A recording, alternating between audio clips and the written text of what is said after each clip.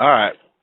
So, a little technical issue there. If someone calls me in the middle of doing the audio, it switches from my headset back to my phone.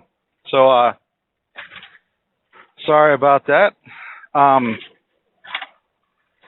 Furthermore, on the subject of Bernie Madoff, I'm assuming that you remember what I was saying.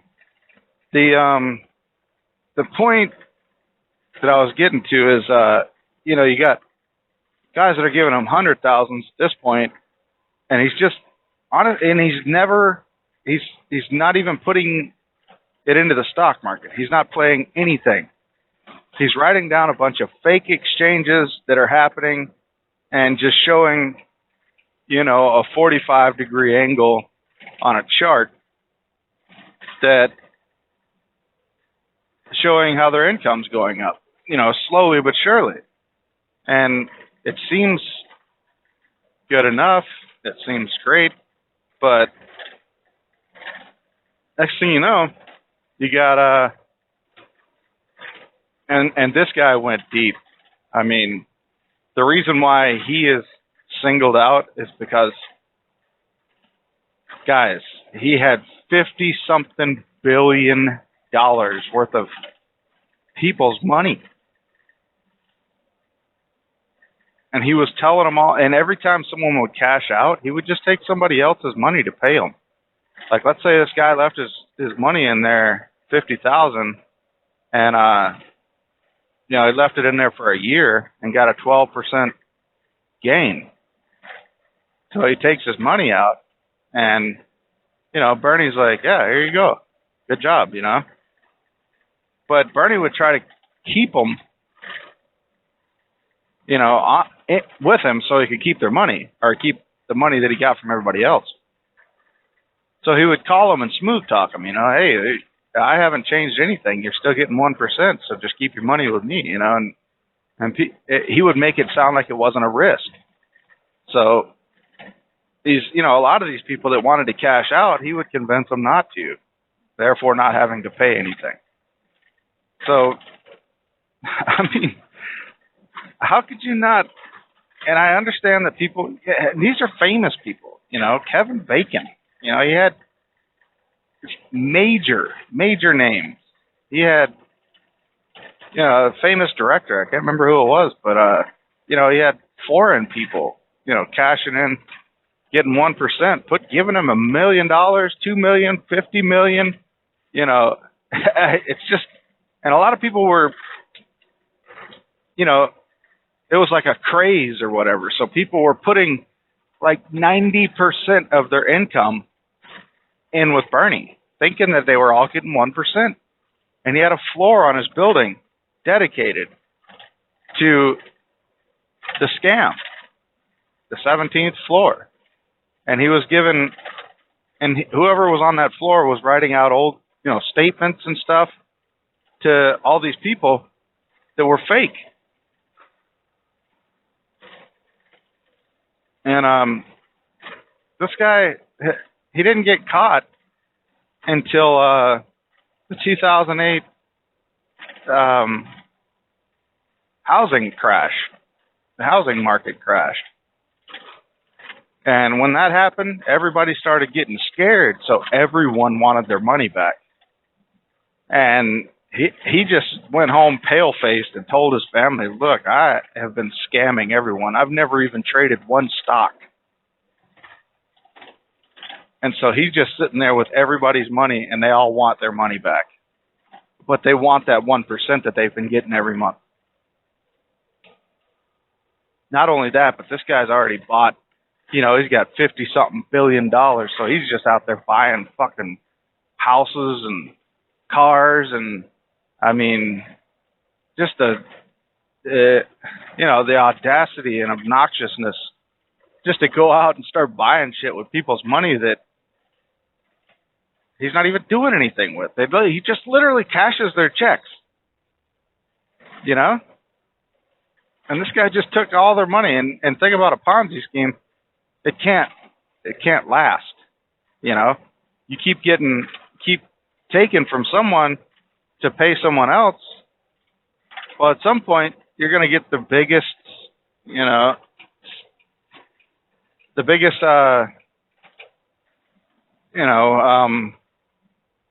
what am I thinking of right now? The biggest deposit, from the richest person in the world that thinks they're going to get 1%. And you just take that dude's money and pay everybody else. And now you're in trouble with that dude. That's how it ends. That's how it ends. Like some dude just walks up and gives you $20 billion and says, I want 1% off this every month. You say, all right, and you take that and you just pay out everybody underneath him.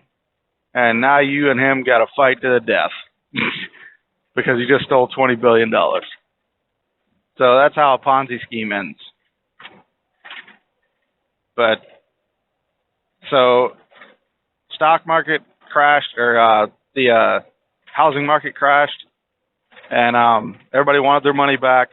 And one guy that was like a mathematician or whatever, one of his rivals dug in to see if he could try to figure out how Bernie was giving everybody 1% a month.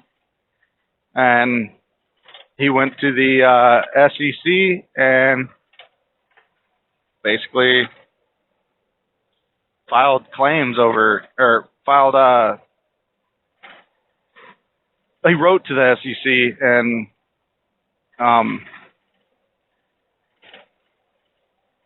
it took him like 5 years or something for them to even figure it out, the SEC. So that's how that ended, man. And it's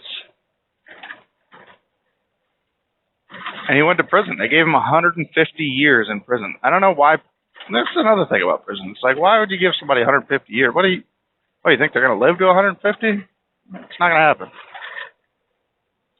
So he got 150 years, no parole, just life behind bars, the rest of his life. Which kind of goes back to the prison thing. Hey, it's not so bad. And then, there's stories of allegedly him saying, hey, I'm glad I'm in prison. Everything's free. I don't have to worry about nothing. I don't have to freak out. Nothing. So that's how his Ponzi scheme ended. But he got to live the life of luxury for like 20 years. So, good thing, bad thing, I don't know. It's up to you, I guess. But I think it's fucked up to do to people morally. I mean, only $11 billion of it has been paid back. And they're selling all of his shit trying to pay everybody back. So see how that ends. So that's Bernie Madoff, the number one Ponzi scheme guy in the world. The guy made, almost $60 billion literally just talking to people. Like, if you break it down, that's all he was doing, was talking to people. And sending out fake statements of how everybody was getting 1%. I just think that's insane. Don't get me wrong, I do business with people, but I always check up on them. If I'm going to put money with somebody, I'm going to ask them what's going on. And the thing is, he was telling these people that you can't ask. If you're going to ask what's going on, then I don't want to do business with you. Well, Jack, that's it. We ain't doing business then. That's how I work. I don't know about you, but if a guy tells me, the first rule of Fight Club is not to talk about Fight Club, well, what the fuck? What if I want to talk about Fight Club? You know what I'm saying? That's not a very good business motto to me. If a guy doesn't want to do business with me because he doesn't want to talk about it, I'm not doing business with you. Sorry. I don't care what everybody else is doing.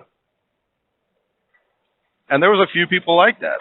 He tried to get other people, like billionaires or whatever, and they were like, all right, well, let's see what your plan is here so I can, figure out if I want to do business with you. And he was like, I don't talk about business. And if you want to talk about business, then, my business, then I don't want to do business with you. And they were like, okay. see you later then. And they walked out, and those people lucked out. So it's a deal, It's crazy. I just don't know, and especially some of these people, some of these foreigners that had, so much money with them. Why would you not want to see the business plan? That aggravates the hell out of me. And just to know that he was the biggest name on Wall Street for, 20 years, I can't. What the hell's wrong with you? How did you become a billionaire if you're doing business like that? Shame on you. What the fuck, man? What about those people down here that do know what the hell we're doing? I don't know. Maybe that's just me complaining, but hell, whatever. Yeah. As the world turns. Anyway, life is good. I'm going to get off of here. This is part 2. Glad you guys enjoyed my ramble. But like I said, I'm going to set up that studio this weekend. I'm excited about it.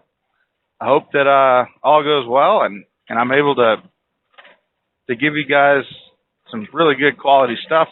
It's pretty interesting stuff to talk about.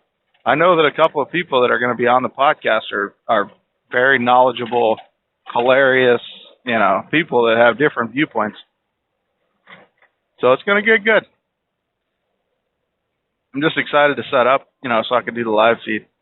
All right, guys. Life is good, and see you later.